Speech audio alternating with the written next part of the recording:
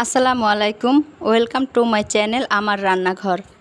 আমার প্রতিদিনের রান্নায় যা থাকছে আমি তাই আমার বন্ধুদের সাথে একটু শেয়ার করছি।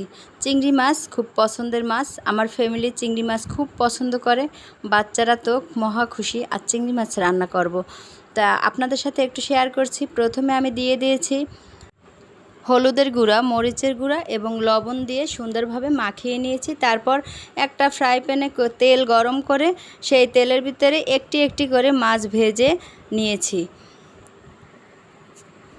আমার ভিডিওটি যদি আপনাদের ভালো লাগে তাহলে ফেসবুক পেজ থেকে দেখলে অবশ্যই একটা ফলো দিয়ে যাবেন, আর ইউটিউব চ্যানেল থেকে দেখলে সাবস্ক্রাইব করে অল বাটনটি ক্লিক করে দেবেন, তাহলে নিত্য নতুন ভিডিও পৌঁছে যাবে আপনার কাছে। সব মানুষেরই একটা পছন্দ থাকে, আমার রান্না খুব পছন্দ, আমি রান্না করতে খুব ভালোবাসি, তাই আমি রান্নাটা একটু সবার মাঝে শেয়ার করি। এবং কিছু মানুষ আছে সামনে আমাকে খুব ভালোবাসে এবং পিছনে আমার সমালোচনা করে। যারা আমার ভিডিও দেখতে অপছন্দ করেন তাদেরকে অবশ্যই বলছি আমাকে ইগনোর করে যাবেন।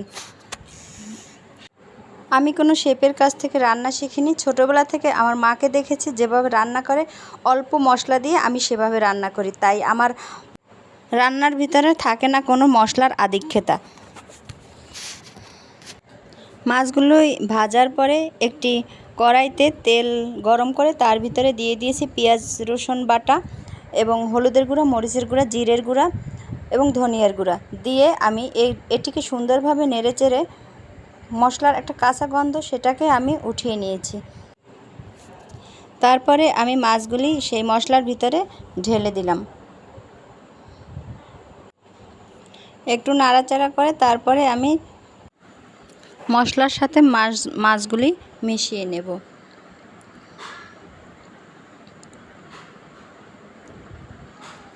মিশানো হয়ে গেলে কিছু পানি দিয়ে ঢেকে দেব 10 মিনিটের জন্য।